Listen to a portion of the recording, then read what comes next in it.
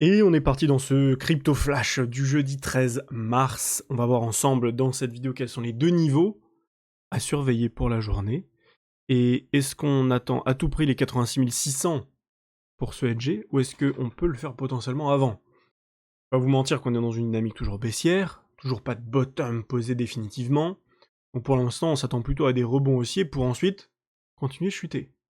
Chuter jusqu'où? On l'a déjà vu, 70, 75, c'est notre zone. Pour le moment, en attendant, on attend de voir si le marché va continuer de rebondir ou pas. Il y a deux niveaux à surveiller, il n'y en a pas 50, il y en a deux.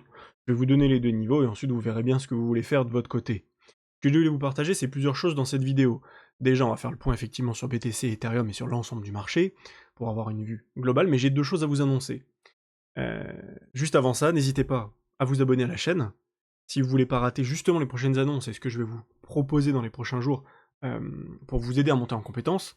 Et surtout, si vous voulez rater aucun brief, si vous voulez rater les briefs quotidiens, si vous voulez pas rater les briefs quotidiens, bah abonnez-vous, mettez un petit pouce bleu pour m'aider au référencement de cette vidéo. Alors, la première chose que je veux vous dire, c'est que je vais vous faire une vidéo très prochainement sur les cryptos en fonction de leurs revenus. En fonction de leurs revenus, en fonction des coûts des revenus, en fonction de pas mal de choses. Je vais vous montrer pas mal d'éléments qui vont vous donner beaucoup d'informations sur les cryptos qui performent ou qui performeront potentiellement beaucoup lors de la prochaine phase haussière du bull run de 2025. Et donc on va voir tout ça ensemble dans une prochaine vidéo. Donc ça c'est la première annonce. La deuxième annonce qui est encore beaucoup plus intéressante pour vous, c'est que je suis en train de finaliser l'espace membre que je vais vous créer pour tous, pour que vous ayez accès à un certain nombre de choses. Alors il y aura des formations vraiment de débutants pour de l'investissement, et il y aura également des formations payantes pour faire trading et de l'investissement beaucoup plus de manière professionnelle. Donc vous aurez accès tous à votre espace membre dans lequel vous retrouvez un certain nombre de choses. Vous aurez une boîte à outils pour utiliser tous les sites que moi j'utilise au quotidien, que ce soit TradingView, que ce soit Token Terminal, que ce soit CoinAlyst, que ce soit, enfin bref, tous. Et également vous aurez des chapitres complets pour pouvoir bien démarrer, typiquement pour cette formation de trader comme un pro. Chapitre 1 bien démarré, quel est ton temps disponible, est-ce que tu peux trader à temps plein ou bien faire ça comme complément d'une autre activité. Si c'est le cas, comment est-ce que tu dois t'organiser? Comment tu fais pour définir ton capital de trading? Comment tu fais pour te fixer des objectifs? Et en fonction de ces différentes informations, est-ce que tu vas plutôt faire du scalping, du day trading, du swing trading, etc. J'explique également plein d'autres choses, comme par exemple la psychologie de marché dans le détail, est-ce qu'il vaut mieux trader sur des petites ou sur des grosses cryptos, et également comment tu vas faire pour te construire une stratégie de trading efficace. Je vais t'expliquer ce que c'est qu'une vraie stratégie de trading, quels sont mes outils pour pouvoir trader comme un pro, et ensuite tu auras l'explication de chacun des outils dans le détail pour savoir les utiliser. Donc voilà, je vais vous mettre ça, je suis en train de le préparer, je vous proposerai ça justement, je vous le montrerai, il y aura plusieurs formules, plusieurs possibilités, pour que chacun trouve son compte et puisse évoluer dans ce marché des cryptos, et faire des cryptos une source de revenus, que ce soit une source de revenus complémentaire ou une source de revenus principale, comme c'est le cas déjà pour certains de mes élèves, que ce soit principal ou secondaire, et j'espère que tu pourras en faire partie également. Donc ça, c'était les deux annonces que je voulais vous faire, j'ai hâte de vous montrer tout ça plus en détail quand ce sera encore plus avancé, je compte bien continuer cette semaine et la semaine prochaine là-dessus. Maintenant, sur le marché, je voulais pas oublier de vous annoncer et de vous rappeler que le 31 mars, pour ceux qui nous regardent qui sont en Europe, Binance délistera les paires de trading de stablecoins non conformes au règlement MiCA pour les utilisateurs et utilisatrices résidents dans l'espace de l'Union européenne. Du coup, ce sera important de faire attention puisque les actifs concernés sont l'USDT, le FDUSD, le TUSD, le USDP, le DAI, AEUR, UST, USTC et PAXG. Bien évidemment, l'USDC, donc l'USD de Circle de Coinbase et l'EURI, ainsi que les paires les paires fiat resteront disponibles et ne seront pas affectées. Donc il va falloir voir ce que Binance annonce là-dessus. Est-ce qu'ils vont proposer les mêmes paires qui proposaient sur de l'USDT ou pas? Et si c'est pas le cas, il va falloir ouvrir d'autres plateformes pour aller trader en USDT sur certaines cryptos, tout simplement. Donc n'oubliez pas ça, mettez-vous bien un rappel, et faites en sorte de bien regarder sur ces plateformes que vous n'ayez pas d'USDT qui traînent. Maintenant, on est parti sur le marché. Alors, sur le marché, c'est très simple, j'ai pas fait de vidéo depuis lundi, je crois, tout simplement parce que le marché n'a pas bougé depuis le 10. Le 10 mars, on était ici lorsque j'ai fait cette vidéo. Bon, bah voilà, on est venu chasser en dessous, on est revenu dans le bas de notre range et on est revenu, donc bah, il s'est rien passé du tout en fait. Il s'est rien passé de spécifique. Ici, ce qu'on peut dire, c'est que bah, on est venu taper tout en bas du range, ça c'est très très bien. Je sais pas si j'ai pas fait une vidéo d'ailleurs juste après, il me semble, mais je suis plus sûr, donc je vais pas dire de bêtises. Peut-être c'était pour mes élèves, je sais plus. On a réintégré, on n'a pas respecté cette imbalance ici, cette imbalance baissière, on l'a pas respecté, on l'a dépassé, donc c'est plutôt de bon augure, et c'est plutôt maintenant tout un espace récupéré par les acheteurs. Donc ça maintenant il faut rester au-dessus, il faut pas commencer à s'infiltrer en dessous du coup des 81 200 globalement, sinon ça va commencer à puer et on va vouloir aller plus bas. Actuellement, je vais pas vous mentir que pour le moment on est toujours dans une dynamique baissière, même si on a trouvé une zone intéressante. Cette zone intéressante, elle est couverte par une zone encore plus grosse qui est ici, et même on pourrait prendre une zone encore plus grosse puisqu'elle correspond à toute notre zone de trou dans le volume profile jusqu'aux 72 000 $ globalement. C'est à peu près jusqu'aux 72 000 que je l'ai identifié. Donc pour le moment, on est toujours attiré par cette zone qui attire comme un aimant, 72 000. Maintenant la question c'est est-ce qu'on va y aller déjà? On peut ne pas y aller, on peut faire ça, tout le monde s'attend à ce qu'on aille plus bas, et puis finalement on fait ça et on fait que monter. Pour le moment, c'est pas le plus probable. Le plus probable, c'est qu'on fasse notre rebond comme on est en train de le faire, qu'ensuite on corrige, et que si on ne maintienne pas des imbalances qu'on peut créer, et là de toute manière des imbalances il n'y en a pas 50, qu'on se fasse rejeter, qu'on aille enfin chercher nos 72 000, et qu'ensuite on essaye de développer un bottom. Il y a deux endroits pour faire un point haut et se faire rejeter. Il y en a deux, il n'y en a pas 50. Le premier point haut, c'est celui qu'on a fait ici. Imbalance haussière qui est juste là, les 0,618 qu'on est venu taguer. Juste là.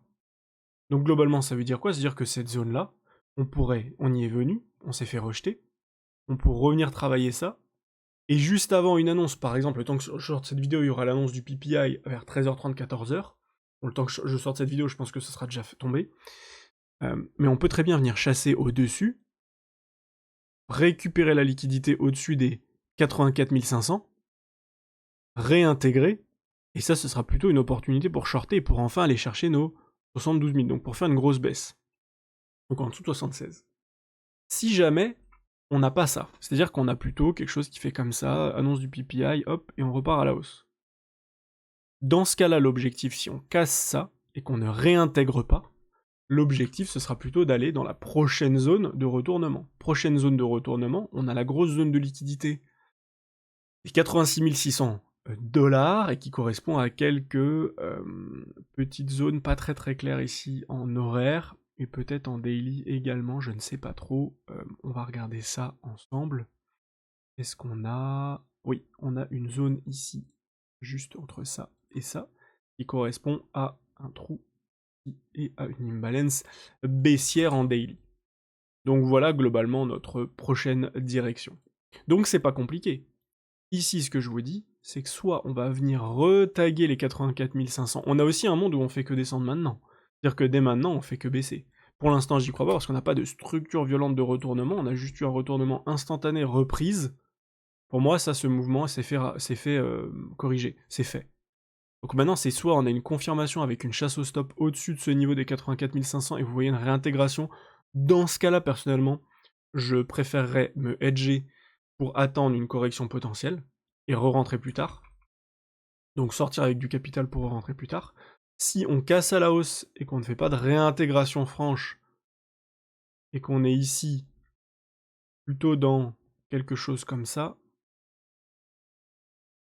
tac, j'attendrai plutôt ici cette zone des 86 600 $, entre les 86 600 et les 87 300, pour potentiellement avoir plutôt cette fois-ci un rejet, quelque chose comme ça, et cette fois-ci pouvoir soit shorter avec une partie du capital de trading, soit en même temps, pour ceux qui font de l'investissement, se hedger, donc sortir en partie sur certaines positions, pour aller beaucoup plus bas. Et donc pourquoi pas avoir une dernière jambe baissière violente, qui pourrait nous ramener ici, sur une baisse importante de globalement 15%, 15-20% peut-être en mèche, et nous ferait notre dernier mouvement violent, brutal, qui nous permettrait de faire quelque chose comme ça. et après de poser un bottom, enfin, et de développer un bottom sur plusieurs jours, plusieurs semaines avant de repartir. Sur Ethereum, on n'a pas grand-chose de plus à dire, si ce n'est que sur Ethereum, on est dans une imbalance haussière mensuelle, on est dans une zone de rechargement, ça je l'ai vu ce matin avec un de mes élèves que j'accompagne en investissement, on en parlait ensemble, et du coup j'ai décidé de vous montrer ça également, de vous partager une petite partie, une petite croquette de tout ce qu'on voit ensemble, je vous laisse des petits trucs, des petits restes de tout ce qu'on a vu ensemble avec les élèves. Ici, imbalance mensuelle haussière, zone de rechargement, on a récupéré la liquidité sous les 2100$, on est pas mal, il nous reste une liquidité à venir récupérer en dessous des 1500$, pourquoi pas. Ça me paraît un peu bas, mais pourquoi pas en mèche. Et pour le moment, il n'y a pas grand chose en termes de rebond. Pour le moment, Ethereum est très très faible. Il peut rebondir jusqu'au 2300 globalement, pour l'instant c'est un peu ce qu'on voit. L'objectif c'est toujours ici de développer un bottom, et c'est tout. Donc on veut développer un bottom ici sur Ethereum, on veut voir quelque chose comme ça. Et ensuite de repartir, donc ça peut prendre du temps, ça peut prendre 2-3 mois. C'est un petit peu ce que j'expliquais ce matin, c'est que globalement on a des fois des points bas ici qui se posent. Août 2024, novembre 2024, on a tout août, septembre, octobre, on a 3 mois. Ici on pose un bottom en août 2023, mi-août, et on va jusqu'à mi-octobre, donc ça fait août-septembre, septembre-octobre, ça fait 2 mois entiers ici.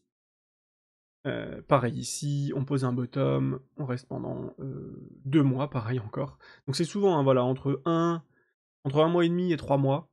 Donc pourquoi pas ici avoir maintenant une stabilisation de la volatilité, et ensuite de repartir simplement à la hausse. Est-ce qu'on a posé le point bas ou pas? Bah ça on verra justement, en fonction d'Ethereum et BTC, dans ces zones que j'ai identifiées et que je vous montre. En gros, on voudrait que ça ressemble à ça. Voilà. On voudrait poser un bottom, on vient chasser en bas, on réintègre à la hausse, et derrière on repart. Pourquoi pas, du coup, faire quelque chose comme ça et repartir pas avant, peut-être avril, mai, juin. Et oui, c'est long, c'est long. Et les gens se diront c'est catastrophique, je pars en vacances, j'en ai marre, je prends mes thunes, je m'en vais. Et après on repartira doucement. Donc voilà ce qui est possible. Ce que je vais vous rappeler, bien sûr, c'est que je vous fais la vidéo sur les revenus et globalement ce qui est très intéressant sur certaines cryptos plutôt que d'autres, et celles qui le sont moins, celles qui peuvent être surcotées ou celles qui peuvent être sous-cotées, là on peut trouver des pépites, donc je vais vous faire une belle vidéo sur ça. Et également, bah, pour ceux qui veulent suivre la formation qui sera complète, plus être accompagné en individuel, n'hésitez pas à prendre rendez-vous, le lien est directement dans la description pour prendre rendez-vous avec moi. Vous avez un lien directement, vous cliquez dessus, vous avez mon agenda avec quelques dispos, et on pourra démarrer ensemble sur le mois de mars et d'avril. Voilà pour cette vidéo mise à jour, on refait une mise à jour, je pense que je referai une mise à jour demain pour le coup, parce que là ça va bouger fort, et donc je fais une mise à jour demain pour savoir où on en est sur BTC, sur ETH et sur l'ensemble du marché des cryptos. Actuellement, on est plutôt sur un rebond sur l'ensemble du marché, mais très peu de volume toujours, 37 milliards sur BTC, c'est très faible en 24 heures. Ethereum c'est ok, XRP ça va, mais c'est pas non plus dingo quoi. Donc les volumes sont quand même faibles, surtout sur BTC.